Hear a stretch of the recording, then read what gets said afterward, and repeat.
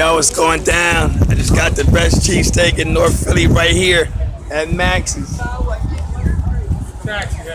They got the best hands, fresh onions, the steak is unbelievable. They got the best chicken cheesesteaks too. So if you're ever in Philly, North Philly, go to Max's. Their bar is tight. They got the #1 drinks. They said they got the largest #1 drink. They got a sign, say that sign in there, saying largest drinks in Philly.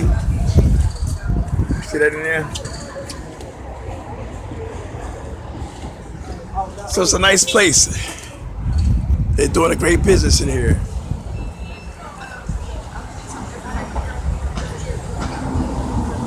See, in case you thought I was exaggerating, I told you #1. And I got a whole. I don't think no one person can eat a whole.